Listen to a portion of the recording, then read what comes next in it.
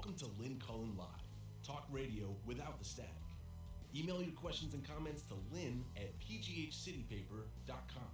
And now your host, Lynn Cullen. Hello, and welcome to a sunny, miserable Monday in Pittsburgh, Pennsylvania, where the local team is 0-2. Yeah. Thank God I don't care anymore. Whew. I care slightly. I'd rather we win, but I don't really care. I don't. It seems like there's so many more important things to think about. And then on the other hand, I understand why having a distraction like rooting for a team in these times is also, I guess, a boon to a balm to some people. At any rate, I'm glad that I don't care because I remember the misery. I remember how miserable it felt on a Monday morning. Yeah. So, just saying. I have to say that I spent the weekend, keeping up on what's happening and finding myself totally uninterested. It's a wonder I didn't get more into the game. Totally uninterested. I'm not kidding. And I'm sure that my sort of weary reaction to current events is shared by many, because it's just exhausting. Almost 3 years in, where I don't know. I don't react as much to the tweets. I don't want to talk about the tweets. It is true that not jumping when he wants you to jump, not looking when he wants you to look, not talking about him is exactly the way to drive him insane. I mean, he can't, he already is.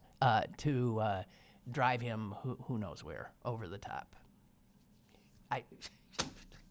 So, let's see. What's happening today? We got United Auto Workers on strike. 45,000 strong there. Well, they walked off. 45,000 strong. That's a lot of people, no doubt about it. That's the size of a small town. But, boy, back in the day, I can't imagine what the membership of the UAW must have been in like the 60s or something. It had to have easily been 2 to 3 times more than 45,000. Have to be. So they haven't walked off in, over 10 years or something. So this is a little astonishing. You don't see labor flex its muscle very much anymore, mostly because it doesn't have much, at least in a lot of sectors, especially manufacturing sectors. I don't know. I wish them luck. I ain't holding my breath. And speaking about cars, I guess, I'm not really, but the product that these striking workers make, I just want to voice a complaint that I have with Americans' love of SUVs. I had one once. I can't really quite even remember it anymore. And I understand, I loved sitting up above the peons in their little sedans. I felt stronger, more powerful, safer, all that kind of stuff. But if a person is serious about global warming, for instance, you wouldn't be driving an SUV. You wouldn't make that choice. And the reality is that when an American buys an SUV now, they are part of an overwhelming majority. 70% of all the domestic vehicles that get sold are SUVs and / trucks. 70%. So my complaint is, since I drive a small sedan, because I'm one person with a dog, and it seats, I could cram, 5 people into it. It's perfectly fine, except anytime I park in a parking lot, I really have to remember where it is because I can't ever see it. I can't see it until I'm upon it, because it's always tucked in between 2 of your huge, high-profile SUVs. The New York Times actually does report on this today in their business section about how, although European and Asian automakers are still making sedans, and also with looking toward the future, because they know that, a smaller profile, smaller gas guzzler will be the car of the future, and maybe a gas guzzler of any, gas won't even figure in, I don't know. But Americans, pretty much American automakers, they aren't even making them anymore. Ford and Chrysler, let me get that right, Fiat Chrysler, that's the name now. Ford and Fiat Chrysler stopped making conventional family sedans and compact cars. Almost entirely. They still turn out a few of their iconic cars like the Ford Mustang, but otherwise they're not making them. And so I guess even if you wanted one, it's hard to find one. But this, again, I don't understand American consumers, or I do, and it depresses me. Maybe that's more correct.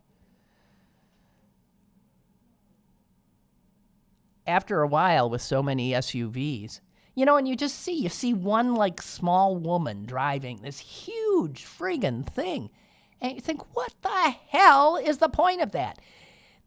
Also, I want to say that if you live in the city and you drive one of those cars, you're out of your mind. It's harder to park them. In the East End where I live, and in many other neighborhoods, the streets are very narrow. Perhaps there is even cars parked on both sides, so that for 2 cars to pass on what's left of the roadway is almost impossible, or requires a really good maneuvering. And you guys in your big SUVs are just, it's out of place. I'm just saying. When I dropped back down into a sedan, it took me a long time. I felt like I was sitting on the road. I mean, literally, I was 2 inches from the road, where I used to feel above it all. And I suspect it is that psychology more than anything else that drives these sales. The command one feels while seated up there. The fact that you feel you can see over. Well, it's true. You can, I suppose, see better over things. And people feel safer. They feel if they have a unplanned meeting with my little car, that I'm the dead one and they're alive. So there's some of that goes on as well. I don't know. For Detroit companies, SUVs and pickup trucks that's virtually all of their profit, according to this reporting in the New York Times today. So that's they ain't going anywhere. Jeez. I saw something at Nate Silver, late of the New York Times, but he's the guy who's always sort of looking at the numbers, crunching numbers, analyzing things like that. He just put out a little thought he had, which I think I'm going to try to remember and squirrel away somewhere, because I think he's probably right about it. And he says this: as the media becomes more culturally and demographically adjacent to the Democratic base. Now, that's not the way a person speaks. What do you mean? He's saying as the media becomes, the people who make up media become closer to the same people that create the Democrats' base, because both the Democrats' base, and the media are urban people, largely, and college educated, largely. So as these urban college educated folks make up the media and also the Democratic base, that coincidence, he says, will create in the media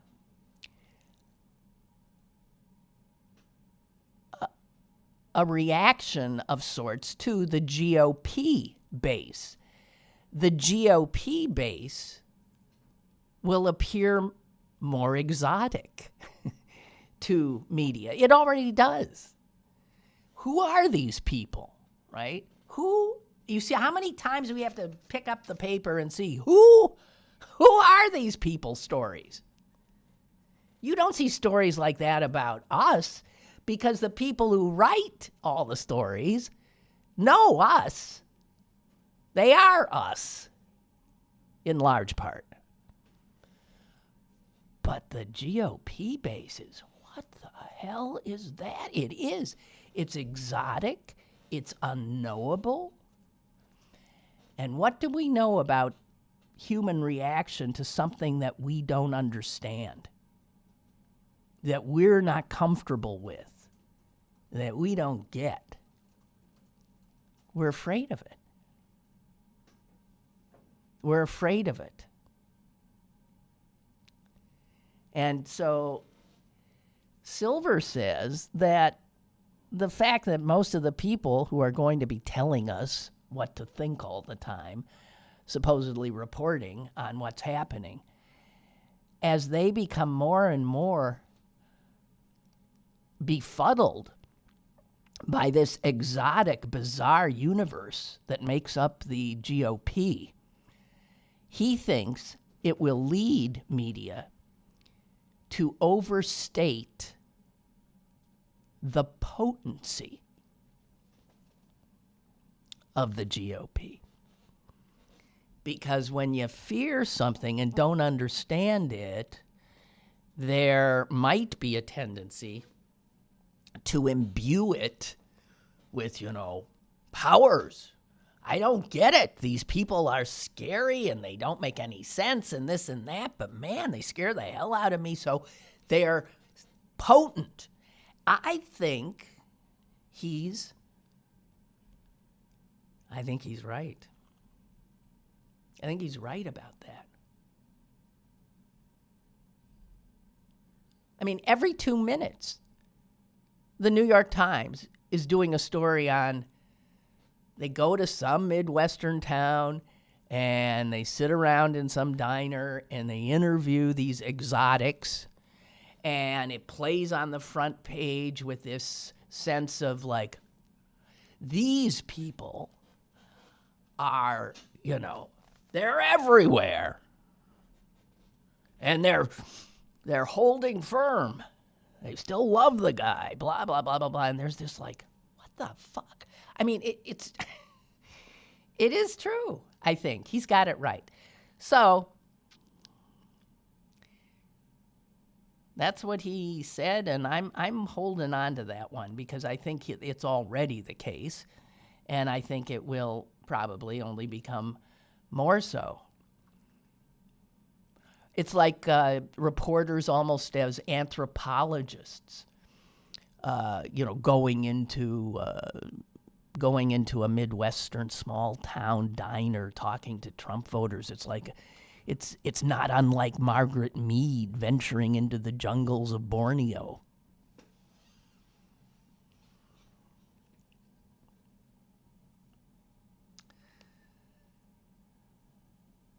All right. Roger says, I drive a Mini Cooper. Hey.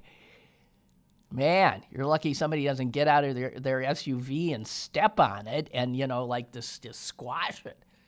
Jeez. Finding my car in a parking lot can be difficult, but try backing out of a space in a lot full of trucks. You tell me. You tell me.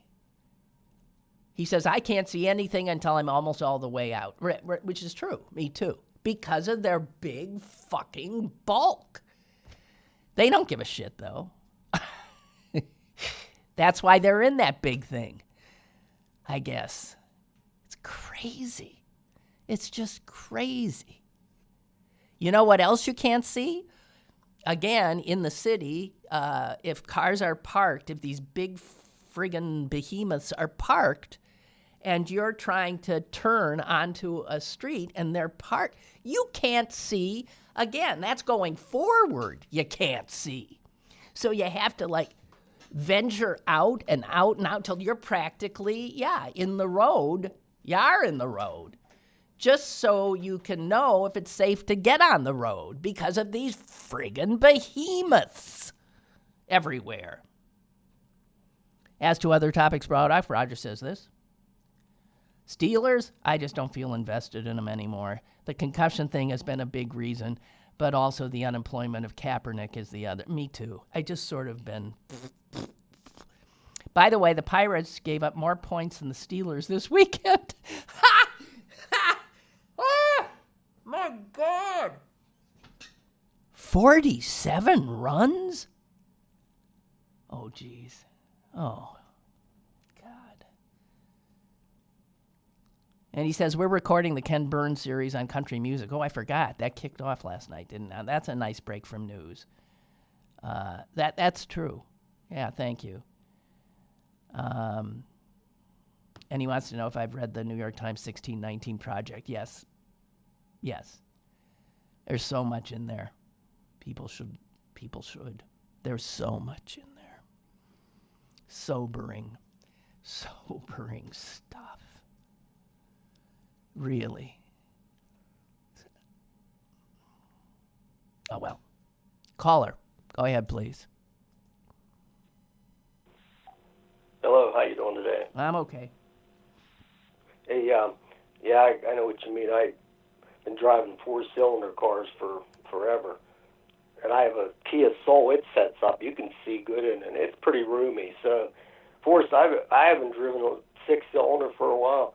These big motors they have in them and I'm thinking I'm talking on your show about economy and jobs, and really I should be talking about the planet on fire, because eventually these people think that they got it all figured out, the future, but their future might be looking for clean water and find clean air. I mean, if they don't start taking this serious, I don't even know if it's too late now. I don't know, and I hate to talk that way, but it just it's close. It kills me. It's really close. It might be too late. I don't know. It's close. It might be. Yeah. But I was going to say about that on the poles, or they have these poles on the different shows where they show that all the Democrats beating Trump. And then I like to see the polls that are ones in each of these 8 states, or I don't know how many, maybe 13, I don't know what the hell it is, what the polls are on now. It's kind of too early to tell, but that's the polls is going to count, not the popular vote. I mean, they could win the popular vote and lose.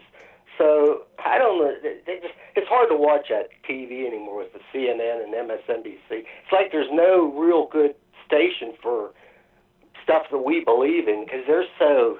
I don't know. No, I agree. It's the whole. Yeah, I can't. It's very hard to watch it. I can't take a Chuck Todd, Nicole Wallace. Their lineup is just like. Ugh. The only one I don't even. I like Rachel Maddow, but it just. I don't know. That those guys don't have it. They're acting like the Democrats. All these people are ahead of Trump, but. Let's wait till next year and go by state. I mean, my gosh. Well, you're right. I mean, if we haven't figured out the Electoral College is the thing we need to be looking at, right? Do we have the votes in the right places, in the right states? I don't know. It's something. But I hear you. I totally hear you. Like you said the other day on the show about we're not a serious people, and you hit the nail right on the head. We'll vote for Kim Kardashian or somebody's eligible. They'll look the other way. Right.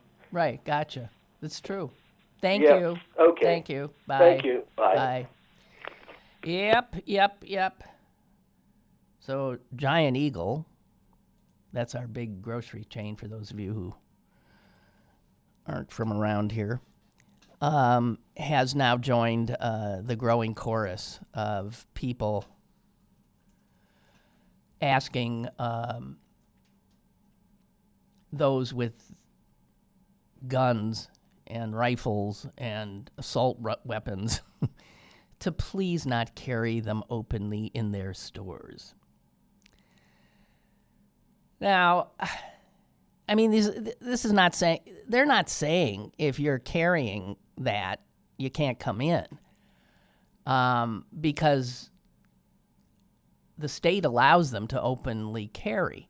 However, a business does have the right to deny entry to its establishment by somebody openly carrying. That's not what Giant Eagle and all these others are saying. They're saying, we would appreciate if you wouldn't do that and upset our other customers. But because gun-toting, I was going to say assholes, I'm sorry. Gun-toting assholes is not a protected class, okay, in the Civil Rights Act. So a merchant, Giant Eagle, any other, does not, can in fact proscribe that those people I ain't serving, okay? Now, they can't do that based on race, religion, gender, but, as I said, gun-toting assholes are not a protected class. So technically, they don't say that.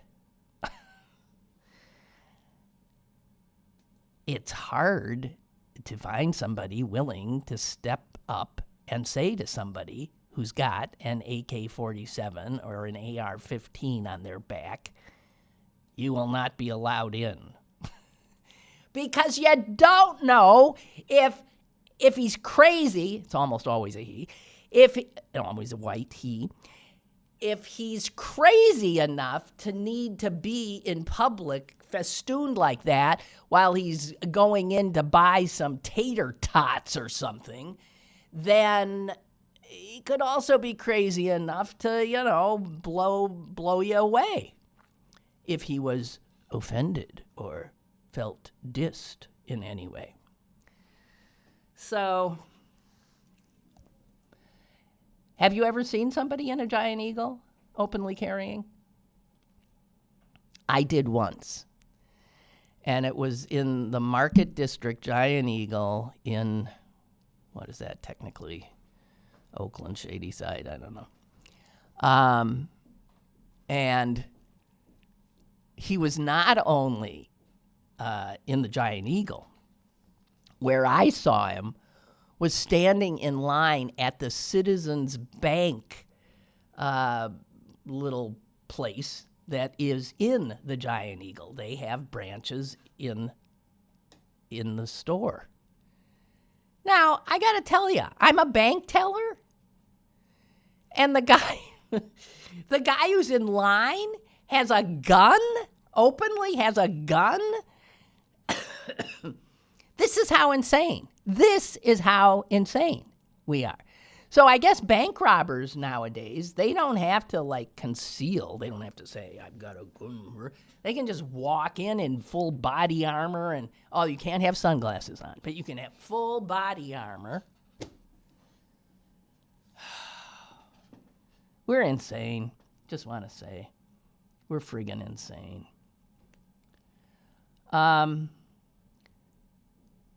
Did you hear about the woman who swallowed her engagement ring? Just trying to keep it light. She was having a terrible nightmare. She was dreaming that she and her fiancé were on some kind of a high-speed cargo train, and there were bad guys after them. And her fiancé got nervous that they were after her ring, and he told her, you gotta swallow it! Swallow your ring!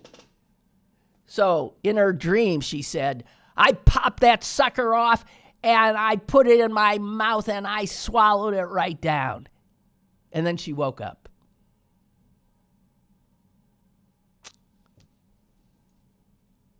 Something didn't feel right. Because there was a 2.4 carat diamond ring sort of sitting right. It was going down. She actually, yes, had in fact had gotten so into her dream that she had swallowed it, and then it woke her up. Now, I'm assuming in a case like that, you just wait for it to come out the other end, right? But no, she thought, no, it's too big.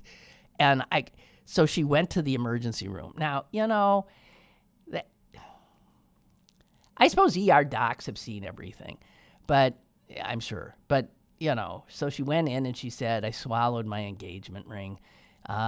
They did the x-ray and, yep, there it was. It was in her stomach at that point. And they said, I don't think we can let nature take its course here because that thing could really rip you up. So how about we send you over to the gastroenterologist and see what they can do. So off they went to her, and she had to start up the whole thing. And at this point, she was really in pain because by the time the gastroenterologist got to her, it had migrated. She's got good, her stomach works well. So that motility, I think is what they call it, was really good. Because by the time they got their hands on her, it was in her large intestine and heading into the small intestine where there could be big trouble. So they just knocked her out and put a probe down. I guess they were able to, they went all the way down in, snaked around, and pulled that sucker out. They did. So I'm just saying.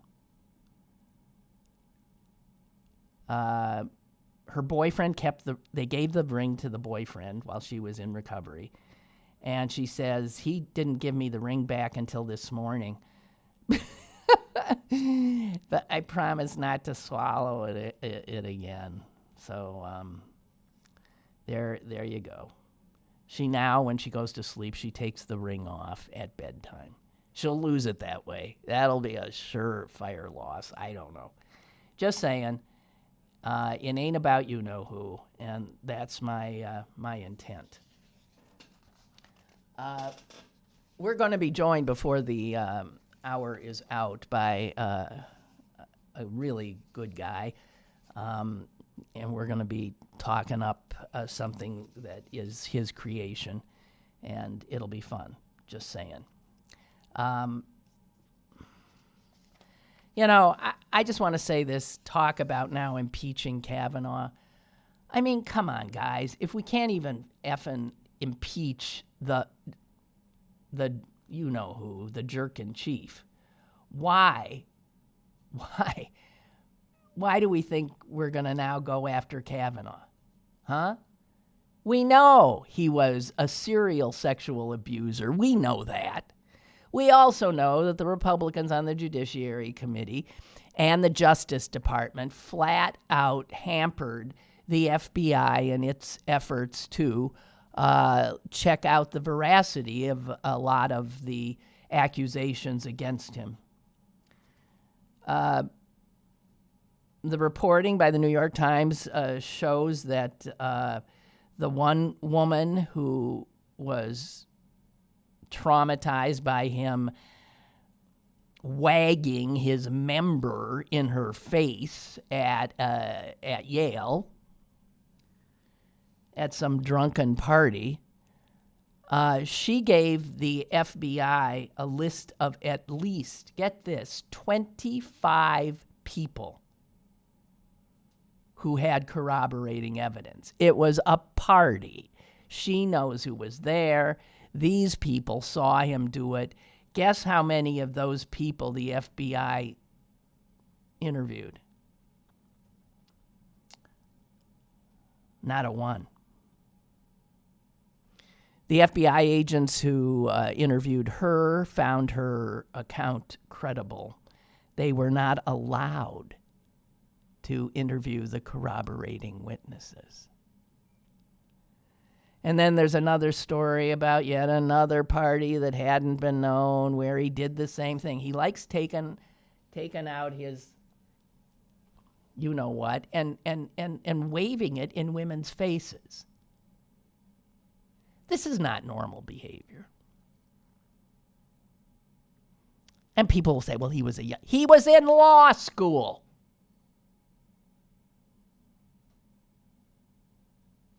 And now he's a Supreme Court justice.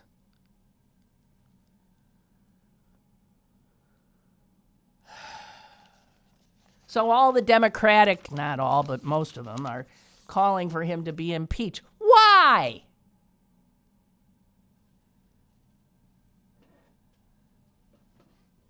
Like Mitch McConnell's Senate is going to convict? What is the point?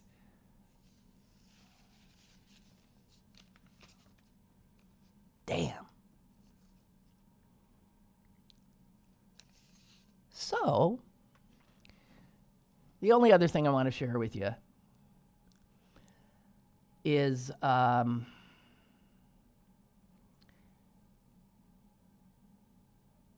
something that Charles Blow writes about in today's New York Times. And this, too, I don't know, this was from the last debate. And when I saw this response, when I watched it, and when I saw Biden's response, I was really stunned by it. And I don't think it got a lot of coverage. There was so many things. I mean,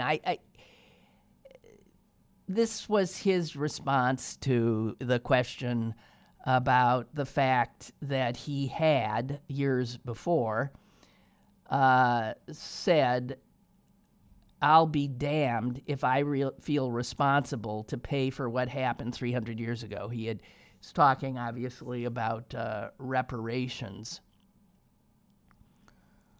And he was asked if what he said, the actual question was, what responsibility do you think Americans need to take to repair the legacy of slavery? And his response was the most bizarre, unfollowable, meandering,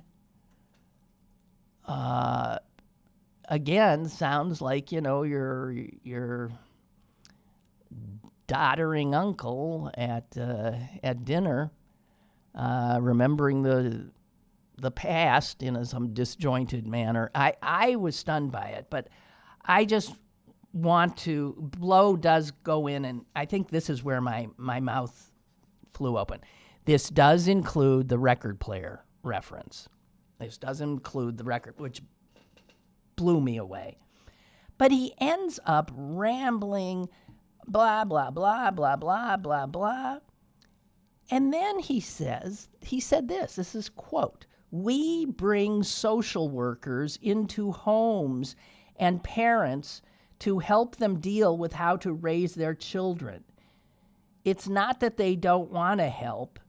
They don't know quite what to do." Now this, as Blow says, this condescending white liberal take on black folks. We bring social workers into their house to tell them how to raise these children. Never mind that the same white liberals, and white conservatives for that matter, were often raised by black mothers who their mothers, birth mothers, hired to raise them. So certain were they that these black domestic working women would be great mothers, surrogate mothers to their children. And Biden goes on rambling. Talking about black parents. They don't know quite what to do. Play the radio. Make sure you have the record player on at night. Make sure the kids hear words. Now, this is the guy the Democrats are putting up. This is the guy that most black Americans are supporting. What the I can't believe it.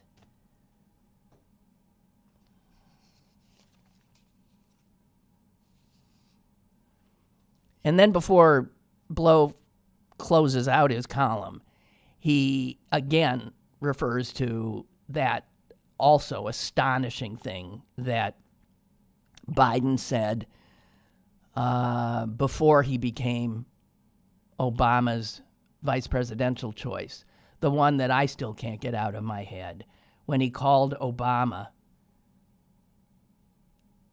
an African American who was articulate and bright and clean.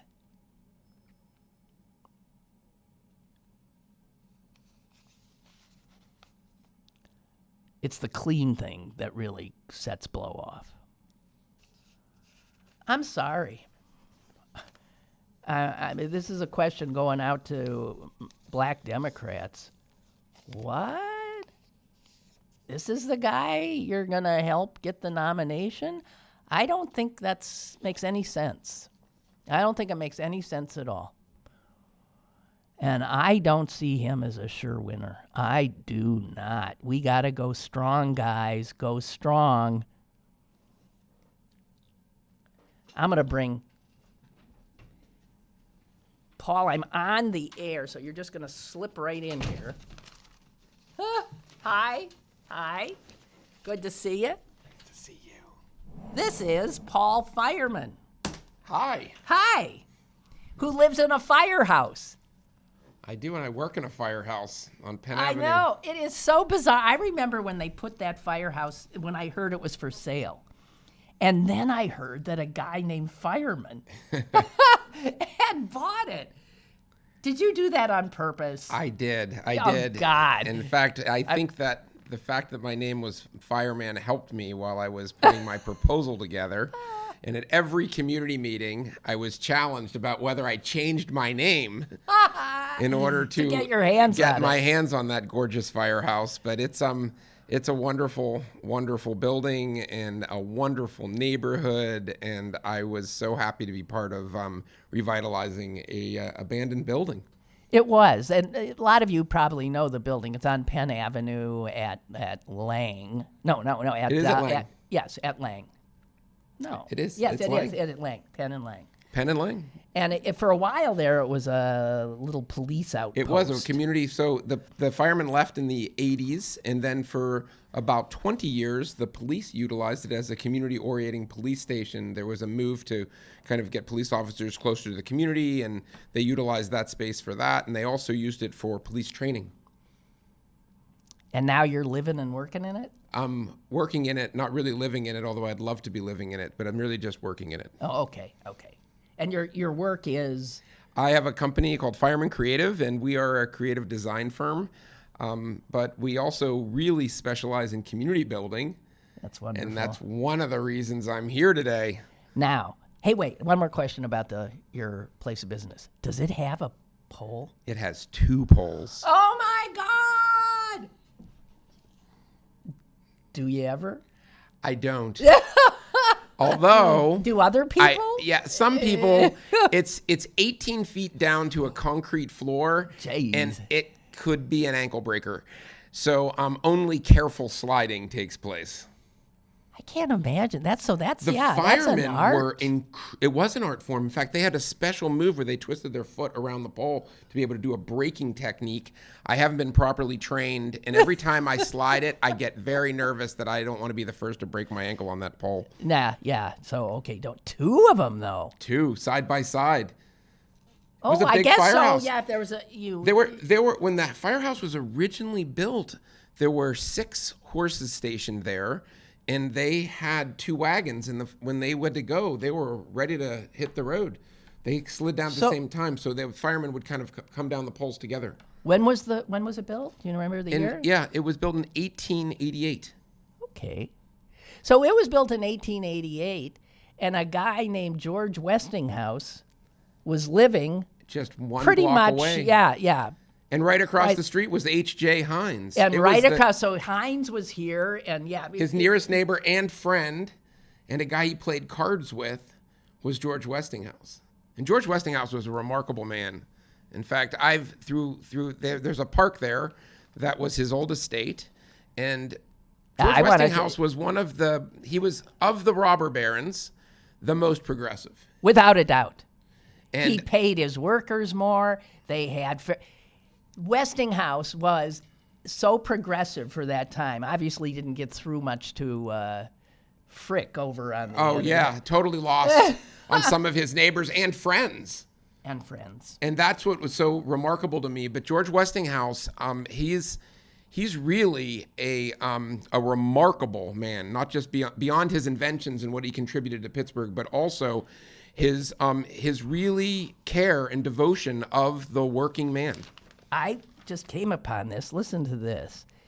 His employees worked shorter hours, were given more vacation, were offered educational and cultural opportunities. He paid higher wages so he could build a workforce of better craftsmen and engineers. He hired the first female engineer. He's just totally a progressive. Oh, yeah. In an age that was not common. He had 361 patents in his name. He's a genius. And we're talking about him because the community building event that I'm going to be at, and I'm hoping you guys will be at too, is in Westinghouse Park, which sits where his home sat. But not just his home. He also had his research labs there. His research labs, which are still underground. They're Interestingly enough, this is the underground. 100th anniversary of Westinghouse Park, when at the time that the park changed hands, there was a mansion that was sitting on the property, and there also were his laboratories. And over time, they fell into disrepair, and rather than trying to keep them going, the home and the laboratories were basically imploded into the ground beneath them. There are still tunnels that run that actually I have been fortunate enough that I've been able to go inside the tunnel. Are you kidding me? And they're pretty remarkable. But at the ends, there are brick walls, so I can't kind of proceed to see where the demolition was. Well, for he the built mansions. these tunnels from his home to the labs. To the labs, but also to Homewood Station, which was his own train little station, yeah. while the neighborhood's train station. Oh, okay. And I mean, the train company was his biggest customer. So he built Oh yeah, right. it was right. Right He there was one. on He the- was one. He was one block from the train station, and he had an underground passage, so he didn't have to go outdoors to get there. Do you know who spent a lot of time in those underground labs? Tesla. Oh yeah. Tesla.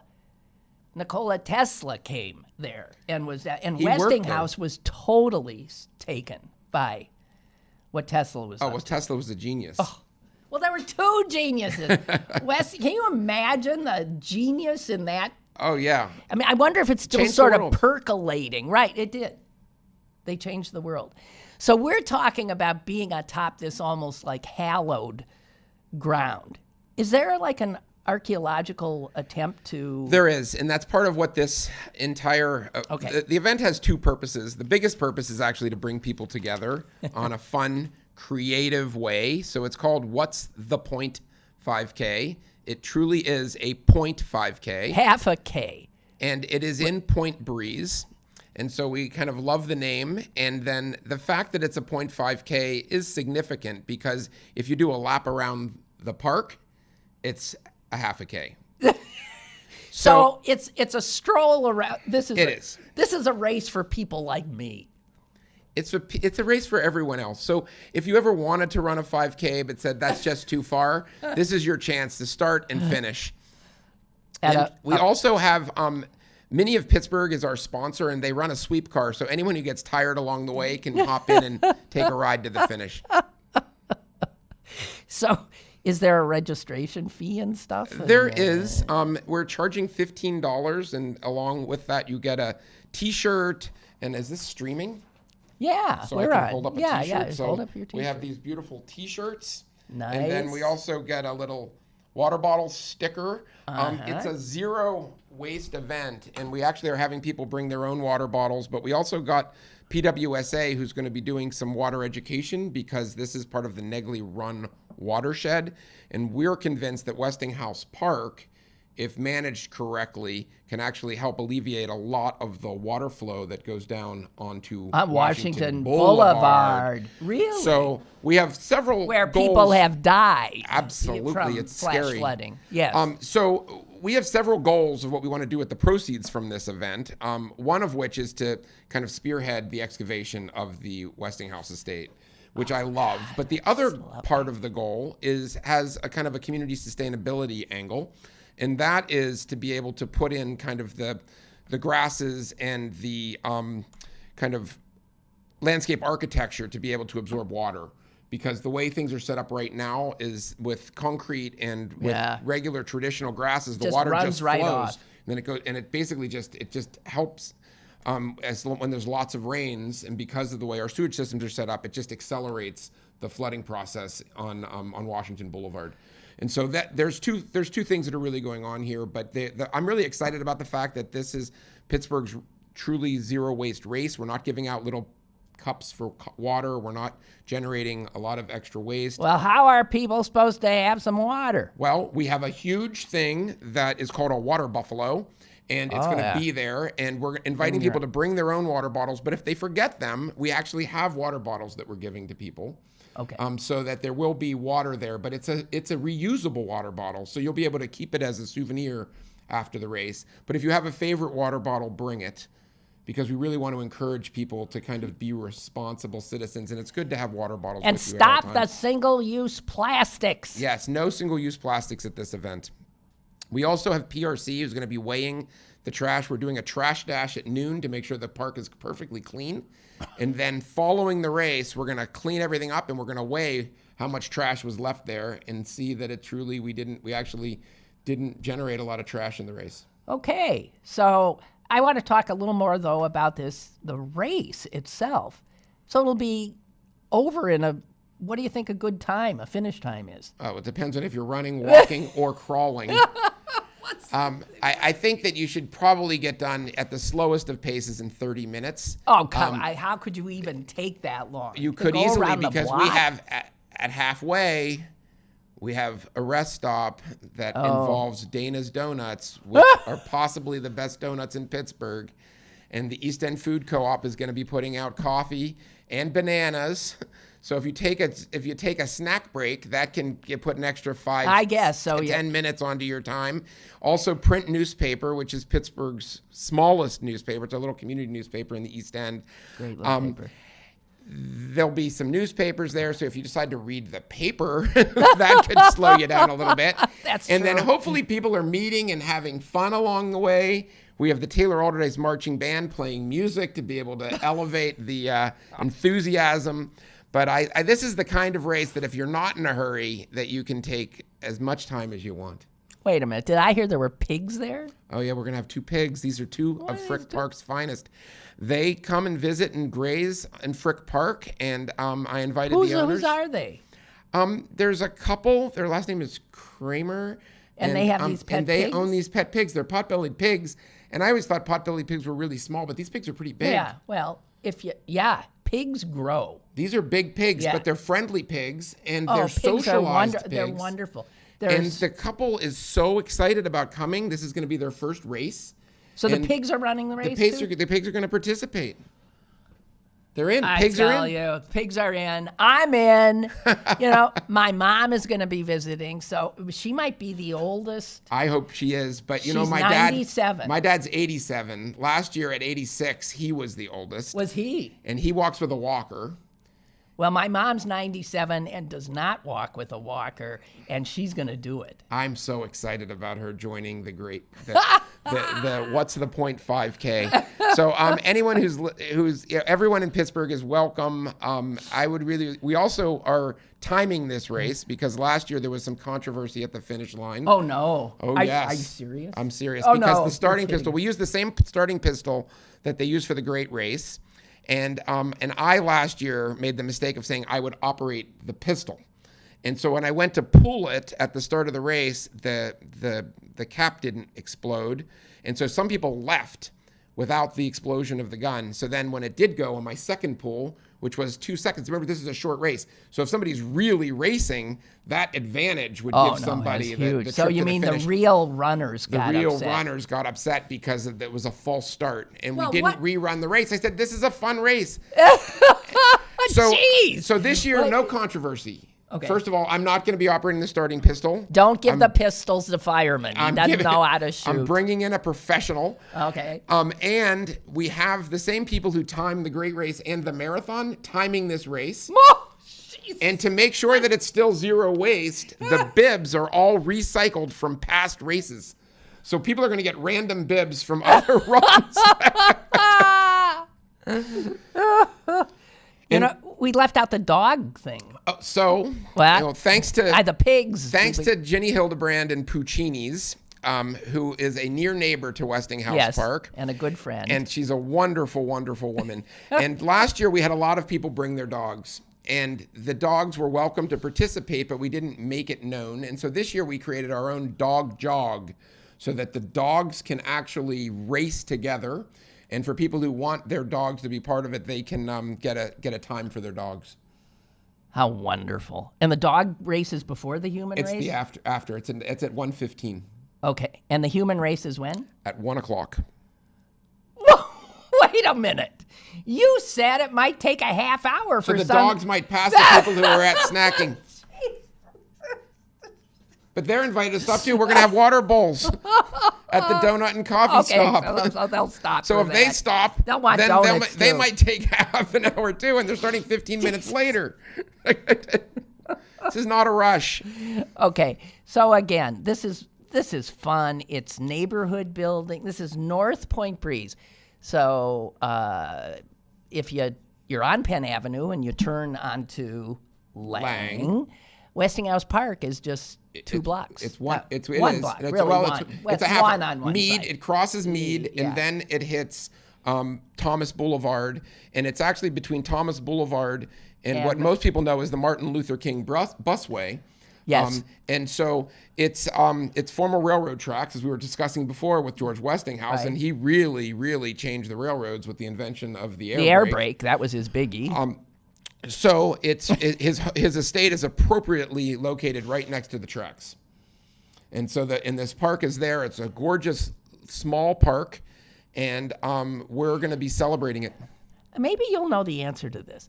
On Penn Avenue, between Lang and Murdoch, there is this fence, this ornate iron fence. Is that his fence? No. No, I always thought it was. No, his nearest next door neighbor was H.J. Heinz, and that was H.J. Heinz's fence. That's Heinz's fence. And in fact, there's a wall that runs the perimeter, and that was H.J. Heinz's wall. And his estate was a full city block, and then that estate was subdivided into housing in the 1920s. It's a shame that these places were all ripped down, but I guess they're too big. I mean, think about the fact that there's now probably 60 to maybe 80 homes on what was one home for the Heinz estate. That's true. Westinghouse Park is a park, so that's kind of open to the public. But I think sometimes, we have a scarcity of land in this city, and that's true. Turning it into housing is not always bad. Well, so many of us in the East End live on what was a huge farm. Estate and farm. Yeah. I know I do. David McCullough, the historian, once told me, when I told him where I lived, he said, oh, that was and I can't remember the name, so-and-so estate. We used to play up in his stables. So, yeah, that's all of these. We have a really, really wonderful, rich history in Pittsburgh. Westinghouse Park is just one small piece of it. We're also blessed with these amazing parks of Shenley Park and Frick Park. Yeah. And I think it's some of the great assets of Pittsburgh. I think that this event is actually going to give people, if they haven't been to Westinghouse, an opportunity to come see it. You'll be able to participate in an event that everyone can finish. And even if you can't go the full 0.5K, we have a vehicle to take you to the finish line. There you have it. And there's donuts and newspapers and a marching band and pigs and an dogs. Accordionist. And then, there it Deborah is. Knox on the accordion. Oh, and I didn't talk about this. We have giant puppets. So we have a giant puppet of George Westinghouse, who's actually going to be running the race. And Print Magazine is going to be publishing the times. So George Westinghouse is actually going to finish, and we're going to get a time for George Westinghouse. We have an Andy Warhol puppet that's going to be running with a banana. And the East End Food Co-op is bringing a costume banana. And so it'll be a fun event. In fact, if you want to bring your own costume, you can feel to dress up and treat this as an early Halloween. What fun. So if you're looking for really, I mean, we deal with so much on this show talking about all the bad stuff happening. This is all about... This shows that life goes our lives. It's also about loving kindness. And I think that we can get together with some joy and to celebrate each other and to protect a park that needs some love, then what better way to get together on a Sunday afternoon and everyone can sleep in, or if you go to church, it's not going to interfere it's not with like, that. you know what, it's like all these races, they have to get up at some god-awful time. No, this lets you do whatever you need to do. It's at 1 o'clock in the afternoon. And it's not competing with the Pittsburgh Steelers, who don't play until 4:30 that day, so that's another important thing. Everything has been taken care of here. This is beautifully put together. Well, Paul. thank you for including me and for helping kind of get the word out. We really want to have this race be well attended and have a lot of people just get out and support it. Well, you did one last year. It was so successful. This is 2. So get in on the beginning of what I think is going to prove to be just a fun, wonderful Pittsburgh neighborhood event. What's the point?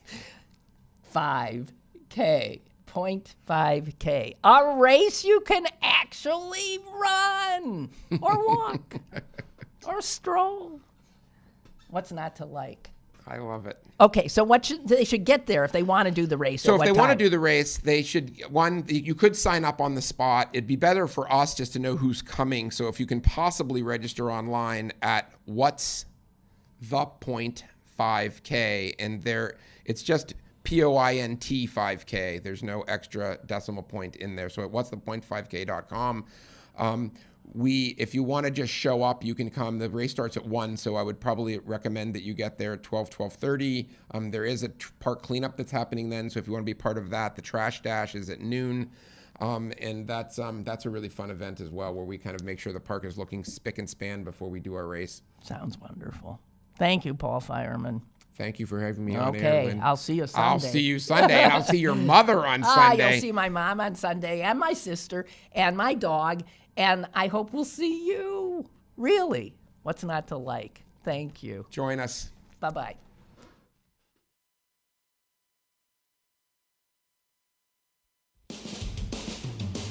Lynn Cullen Live, Monday through Friday from 10 a.m. to 11 a.m. and archived at pghcitypaper.com. The opinions expressed on Lynn Cullen Live are those of the host and do not necessarily reflect the viewpoints of Pittsburgh City Paper or its advertisers.